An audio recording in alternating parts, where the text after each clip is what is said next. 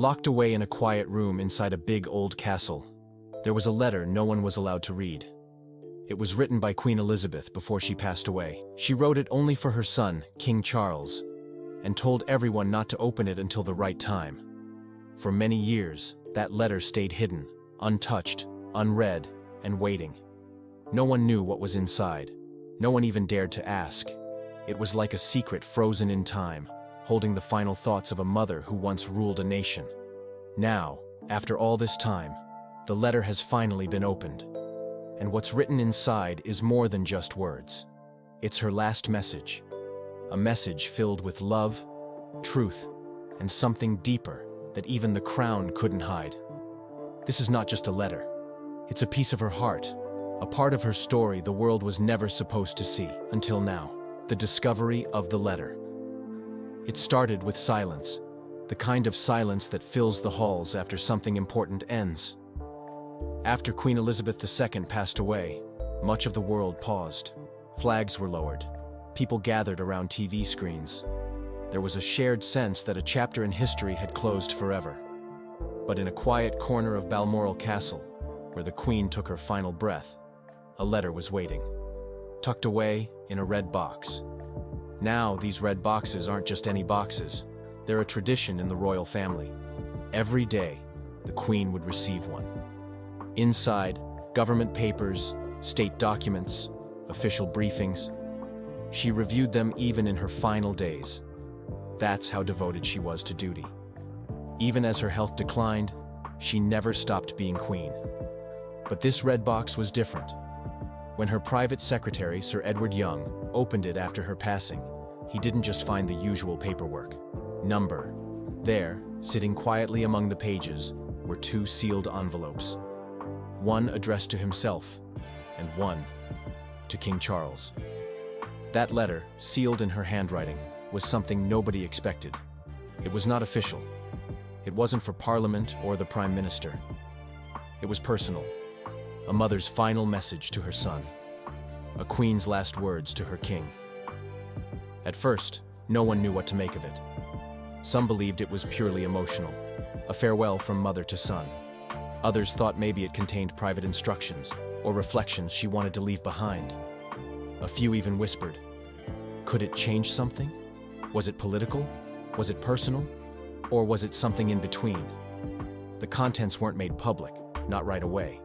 In fact, even now, most of it remains private. But bits and pieces, small whispers from palace insiders, started to make their way into the world. And what they reveal is something beautiful. The letter itself. What's inside? Let's take a moment to imagine it. A letter written not by just any mother, but by one of the most iconic women in modern history.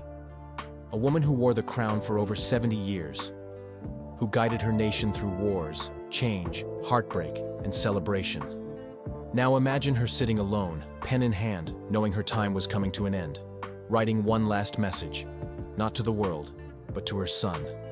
The tone, it wasn't stiff, it wasn't formal, it was gentle, warm, sincere, and yet, it carried the weight of a lifetime of responsibility. It said the Queen began her letter with simple words, words you might not expect from a monarch. Something like, "My dear Charles, if you are reading this, then I am no longer with you." From there, she reflected on her pride. Pride in the man he had become, pride in how he had weathered storms, from the pain of losing Princess Diana, to the endless media attention, to the long, long wait for the throne. She acknowledged that it hadn't been easy. The path you have walked has not always been kind, but it has shaped you, and I believe it has prepared you. And then came the part that gives chills. Your crown will weigh heavier than mine ever did. Not because of the times, but because of the eyes watching you. Think about that for a second. Not because of the times, but because of the eyes. A powerful observation. In today's world, a monarch isn't just a leader. They're a constant image, broadcast 24/7, judged in every headline, meme, and tweet. She knew this. She had seen it. She told Charles that people today wanted more than tradition. They wanted compassion, transparency, realness, and she believed he could give them that. She reminded him that while the crown is ancient, the soul behind it must stay alive and awake to the present. And she encouraged him, gently, to lean on his heart as much as he leaned on history. Do not be afraid to speak with your voice, even when others expect you to echo mine. That line, that's love. That's trust. She wasn't just handing over a throne, she was giving him permission. Permission to lead in his way, not in her shadow, but with her blessing. She spoke briefly of legacy, how the royal family must remain a thread that connects past to present, and how, more than anything else, it must serve. To lead is to serve, and to serve is to listen. Near the end of the letter, the Queen turned personal. She spoke of family, of her grandchildren, of Camilla, of love lost and love regained, of her own regrets, things she never said out loud, missed time, heavy decisions.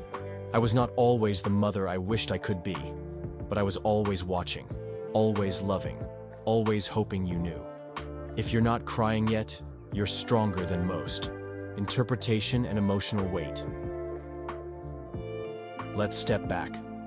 This letter, one private message, handwritten by an aging monarch, does more than just pass along wisdom.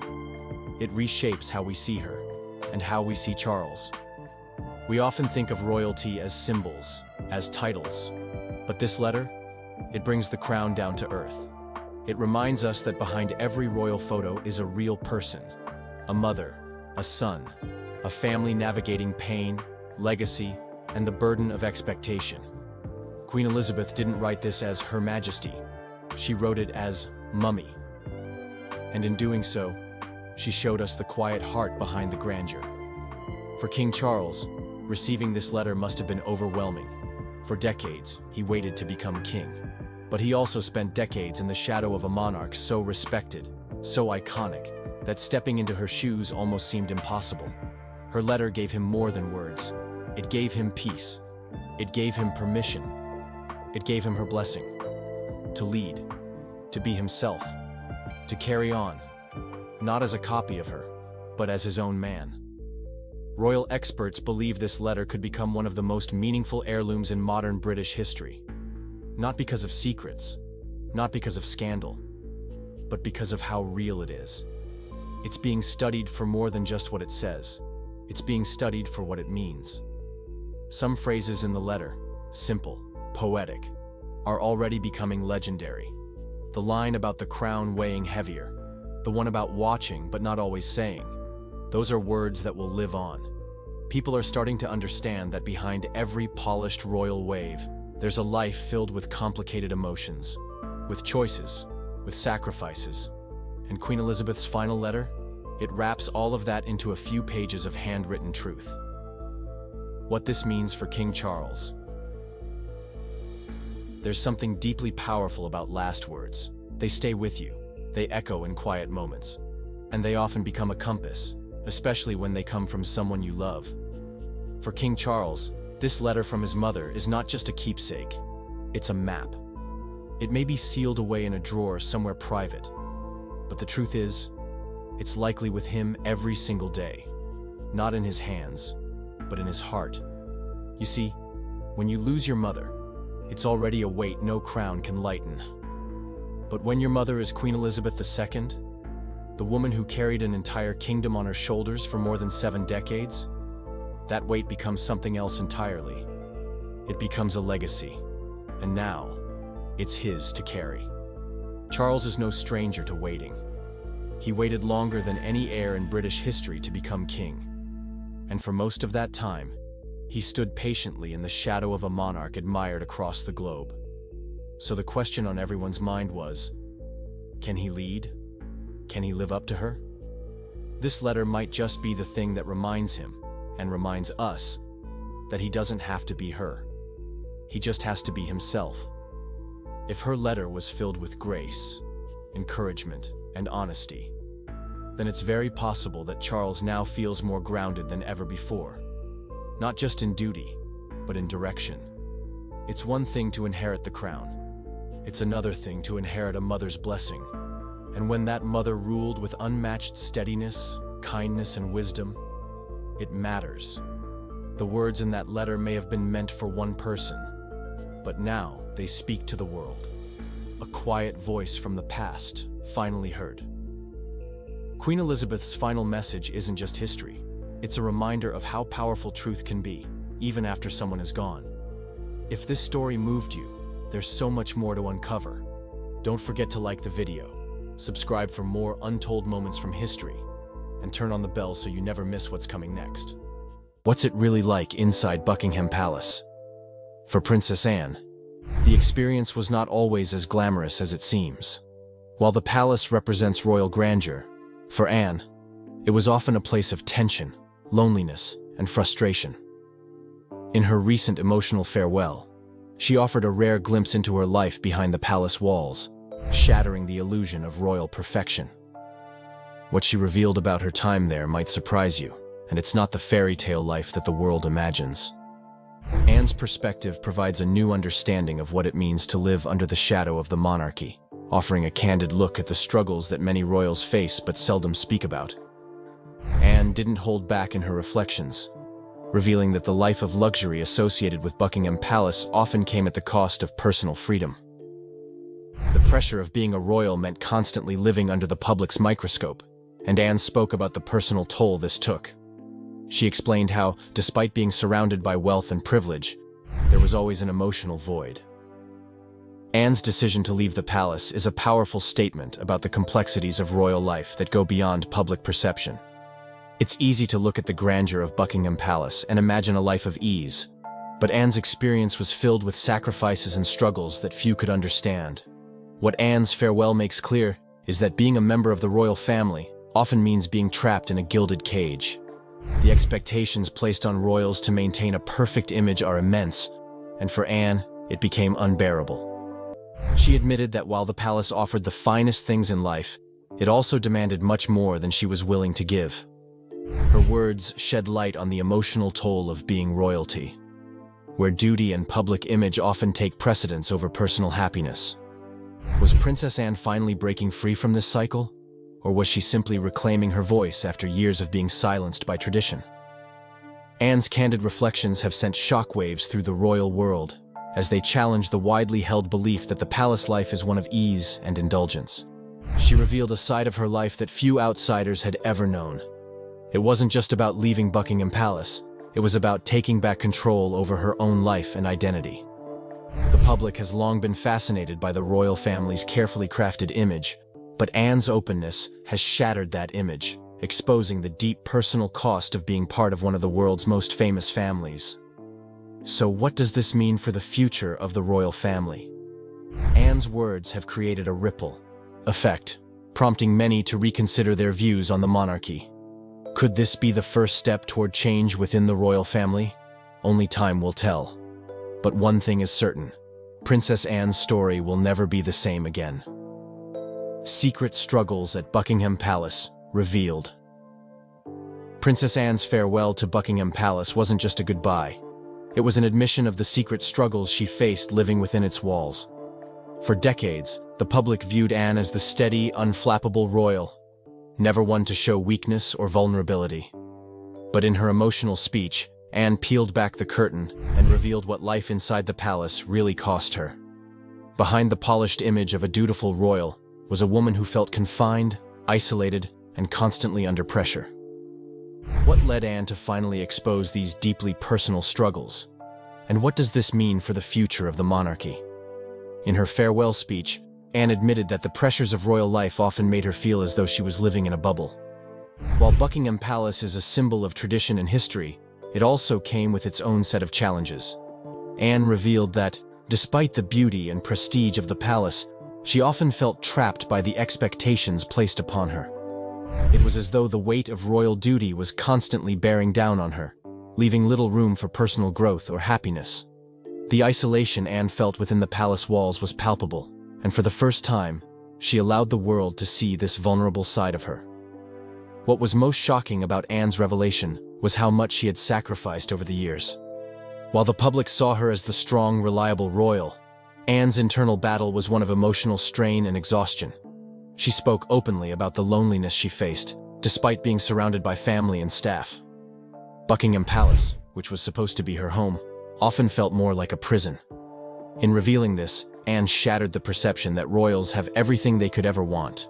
Her truth opens up a new conversation about the hidden emotional toll of being a royal. Anne's emotional speech also highlighted the immense pressure that comes with being part of the royal family. She shared that the constant scrutiny, the public's expectations, and the need to maintain a perfect image were all-consuming. But despite all of this, Anne confessed that there was a part of her that always longed for a simpler life. One where she could live without the weight of the monarchy hanging over her. Anne's farewell was a deeply personal reflection on the sacrifices she had made and the toll it had taken on her over the years. In sharing her struggles, Princess Anne has opened the door to a deeper understanding of what it means to live as a member of the royal family. Her decision to finally speak out is a courageous step that may inspire others within the monarchy to also share their truths. What will this mean for the future of the royal family? Only time will tell, but Princess Anne's revelations have already begun to shift the conversation in ways no one could have anticipated. Why could this change royal history? Princess Anne's decision to leave Buckingham Palace is one that will undoubtedly echo through royal history. But why did she make this unprecedented move? And what does it mean for the monarchy's future? In her farewell speech, Anne made it clear that her decision wasn't just about seeking peace.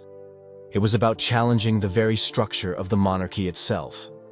For the first time in history, a royal of Princess Anne's stature is questioning the monarchy's traditional values and its grip on her life. This bombshell announcement could reshape the future of the royal family in ways that no one expected. Princess Anne's departure is far from a simple exit. It's a symbolic act of defiance. For decades, the monarchy has been built on a foundation of tradition, duty, and control.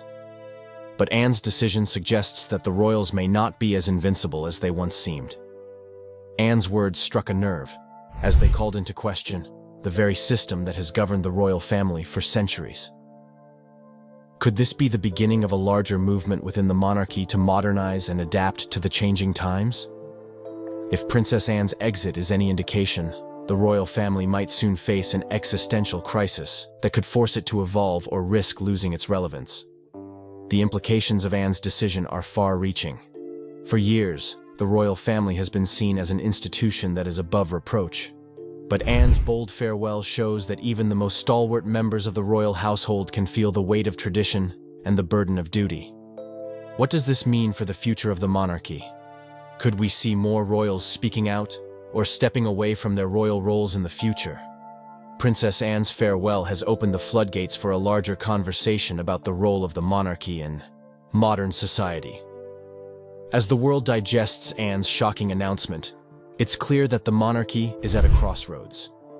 Will Princess Anne's decision to leave Buckingham Palace inspire a new era for the royal family, one that embraces change and transparency? Or will it serve as a reminder of the challenges and struggles that even royals face when living in the public eye? Only time will reveal what comes next, but one thing is certain. Princess Anne's decision will forever alter the course of royal history. The Hidden Princess. Anne's emotional departure from Buckingham Palace has sent shockwaves through the royal family. But behind her heartfelt farewell lies a hidden truth that the public has never known. Until now. Anne's decision wasn't just about leaving a building. It was about leaving behind a system that had long dictated her life. Her words uncovered the raw emotions that have been building for years, offering an inside look into what life inside Buckingham Palace is really like. Was Anne's decision driven by personal dissatisfaction, or was there something more at play? This shocking revelation challenges everything we thought we knew about royal life. In her speech, Anne confessed that her decision to leave was a long time coming. Despite being a respected member of the royal family, she had always felt like an outsider in her own home. Buckingham Palace, despite its grandeur, had become a place where Anne felt increasingly isolated and disconnected. Her words hinted that the palace had long been a symbol of duty and sacrifice, but not of personal happiness. Could it be that Anne's emotional departure is a statement against the monarchy's rigid structure? If so, what does this mean for other royals who may feel similarly trapped by tradition? Anne's farewell marks a turning point in how we view the royal family's internal dynamics. While the world may have thought of Anne as the dutiful royal who followed the rules, her words have shown us a woman who is ready to break free from the expectations placed upon her. This is not just a story about a royal departure. It's a story about reclaiming one's life and identity in the face of overwhelming pressure. As Princess Anne steps away from Buckingham Palace, she leaves behind a legacy that could change the way we view royalty forever. So, what does this mean for the future of the royal family? Anne's decision to leave has created a ripple effect that will be felt for generations. Her willingness to speak out and take control of her own destiny may inspire others within the monarchy to do the same. Will we see more royals breaking away from their roles, or is Princess Anne's departure a one-time act of defiance? Only time will tell. But one thing is for sure. Princess Anne's farewell will go down in history as one of the most surprising and impactful moments in royal history. What this means for the royal family. Princess Anne's departure from Buckingham Palace is not just a personal moment, it's a symbol of a much deeper shift within the royal family. For centuries, the monarchy has been seen as a monolithic institution, with members expected to follow strict protocols and carry out their royal duties with little room for personal choices. But Anne's emotional farewell hints at a broader change that is bubbling beneath the surface. Could her decision to leave represent the first crack in the royal facade, a sign that the royal family is finally confronting the immense pressures of modern life? Anne's farewell is not just about her stepping down from a royal role. It is an invitation to reconsider how the monarchy functions in the 21st century. In an age where personal autonomy and mental health are gaining more recognition, Anne's words suggest that even the royals are not immune to the struggles that many of us face. The world has long admired the royal family for its strength, poise, and tradition. But Anne's departure reminds us that even they have their limits. Could this be the first step in a larger evolution of the monarchy? A shift where individual needs are placed alongside royal duties. What makes Anne's exit so compelling is how it intersects with the struggles that many of the younger royals have been quietly facing in recent years. From Prince Harry and Meghan Markle's decision to step away from royal duties to the increased scrutiny placed on younger generations, there is a growing sense that the monarchy may be on the verge of a major transformation. Anne's farewell has opened the door for future conversations about what it means to be a royal in the modern age. And in doing so, she has set a precedent that may influence how the next generation of royals approach their roles. Despite the shockwave caused by Anne's words, one has to wonder how much of this is tied to her personal experience, and how much of it reflects a larger desire for change within the royal family. Anne's life has been marked by a deep sense of duty, but her emotional farewell suggests that even she has struggled with the weight of tradition. It's a moment that calls for reflection, not only for Anne, but for all of us as we consider the evolving nature of royalty, leadership, and individual freedom. In the end, Princess Anne's departure isn't just about her leaving Buckingham Palace. It's a symbol of change, a challenge to the status quo, and a call for deeper conversations about how the royal family can adapt to the modern world while still honoring its history. The future of the monarchy is in flux, and Anne's bold decision may have been the catalyst that sparks a much-needed dialogue about the personal lives of royals and their ability to forge their own paths. Princess Anne's emotional farewell to Buckingham Palace has left an indelible mark on the royal family's history. Her decision to step away is a powerful statement that challenges the very foundation of royal life as we know it. But what does it mean for the future of the monarchy? Will other royals follow in her footsteps, or is this a unique moment of defiance that will forever change how we see the family? As the royal world processes Anne's shocking words, one thing is clear: the monarchy will never be the same again. Do you think Princess Anne's decision will inspire other royals to break free from tradition? Or will the royal family close ranks and continue with business as usual? Let us know your thoughts in the comments below. If you enjoyed this explosive look into Princess Anne's life and the royal family's internal struggles, Don't forget to hit the like button, share this video, and subscribe for more eye-opening royal revelations. You won't want to miss the next story. We have more shocking updates coming soon. Can't mimic voices for love or money. I'm completely hopeless at it. I was the only one, so I think she carved her own role.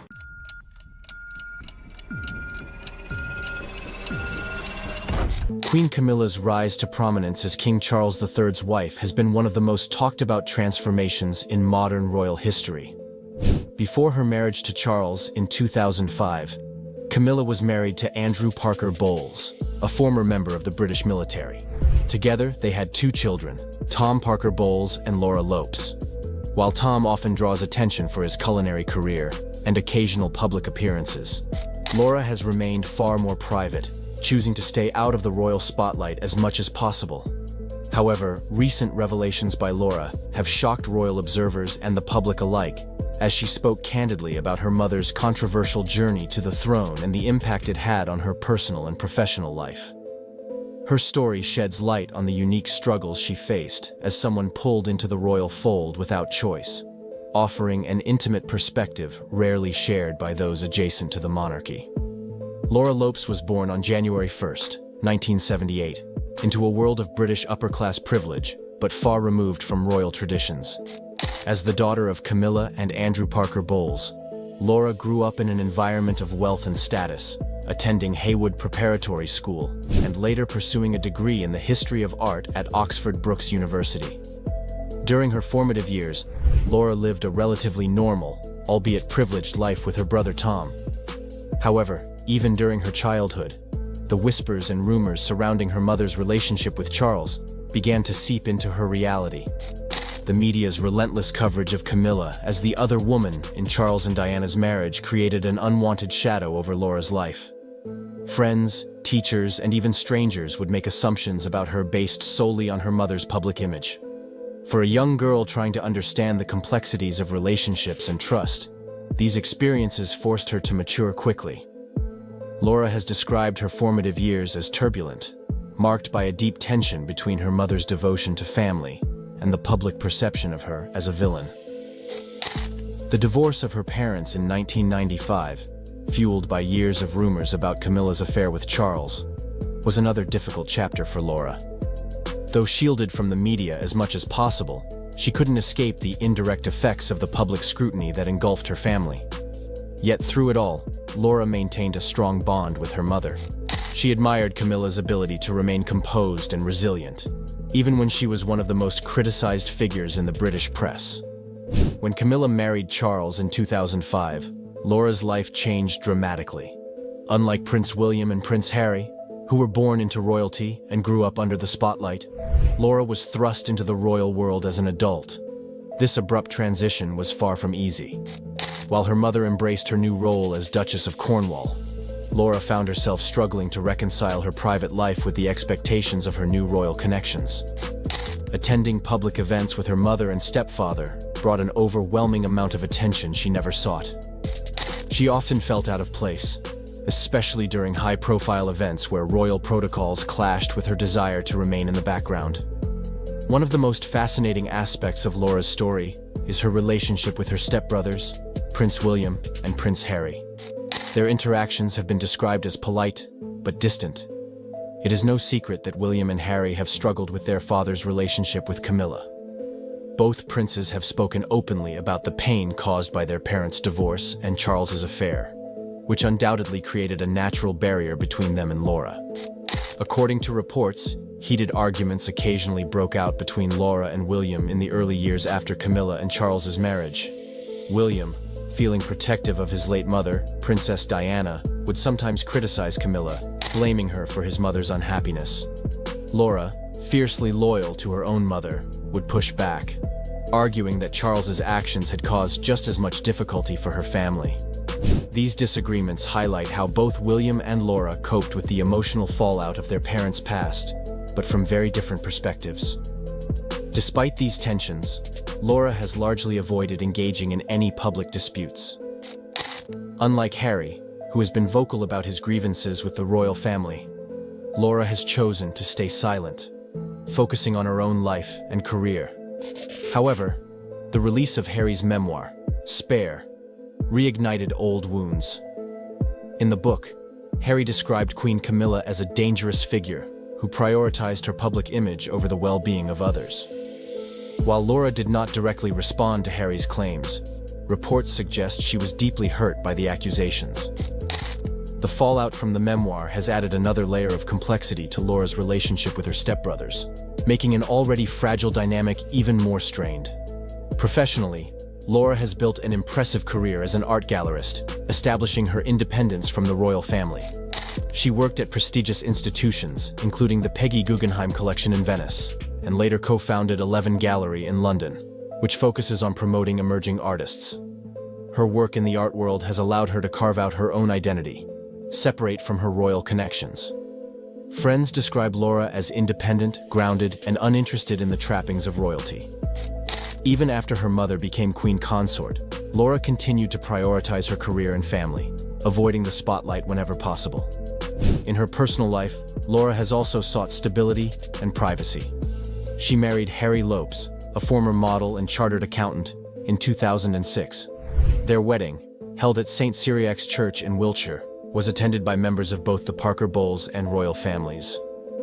Laura's choice of Anna Valentine to design her wedding dress, a nod to the same designer who created Camilla's bridal gown for her marriage to Charles, highlighted her quiet connection to her mother. Together, Laura and Harry have 3 children, Eliza, and twin boys Gus and Lewis. Laura has been fiercely protective of her children, determined to give them as normal an upbringing as possible. While Eliza briefly entered the public eye as a bridesmaid at Prince William and Kate Middleton's wedding in 2011, Laura has largely kept her family away from royal events. Her focus has been on creating a grounded and private life for her children, free from the pressures of their royal connections. Despite her efforts to remain private, Laura's ties to the royal family inevitably draw her into the public eye from time to time. She has attended significant events, including the coronation of King Charles III and Queen Camilla in 2023, where her twin sons served as pages of honor. The boys' participation was a poignant moment, symbolizing the blending of Camilla's old and new family. Yet, even on such occasions, Laura's discomfort with public attention is apparent. Insiders note that while she fulfills her duties gracefully, she often remains on the periphery, avoiding unnecessary interactions with key royal figures. Laura's relationship with her mother is one of the most compelling aspects of her story. While she deeply admires Camilla's resilience and ability to overcome public criticism, Laura has also acknowledged the challenges their family faced as a result of Camilla's role in Charles's life. Camilla's decision to fully embrace her royal duties created a sense of distance between mother and daughter, depriving them of the simpler, more private moments they once shared. Yet, through it all, their bond remains strong. Laura has been described as one of Camilla's closest confidants, a voice of reason and support during difficult times. Royal insiders even claim that Laura is the only person Camilla truly fears, highlighting the depth of their relationship and the mutual respect they share. The media's relentless focus on Laura has been a source of frustration for her. Every significant event in her life, from her marriage to the births of her children, has been closely scrutinized by the British press. Laura has expressed frustration that her achievements are often overshadowed by her mother's history and the controversies surrounding the royal family. She has worked tirelessly to build a life defined by her own merits, but her connection to Queen Camilla and King Charles III continues to complicate her efforts to remain private. Adding to her challenges, Laura's professional ventures have not always been smooth. Her fashion boutique, Mojo & McCoy, which she co-founded with friends, recently closed after facing difficulties in the retail industry.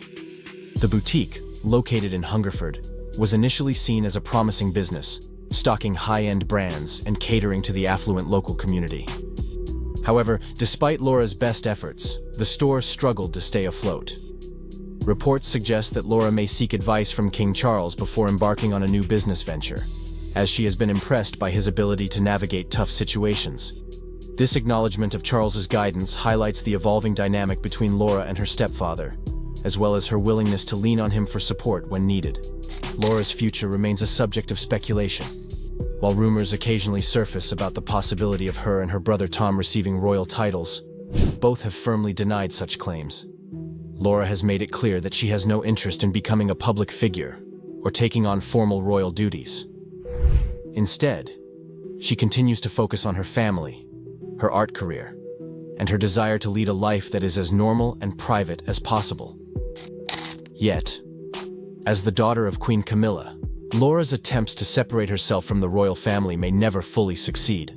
Her presence at key events and her role as a supportive daughter and mother ensure that she will always remain connected to the monarchy in some way.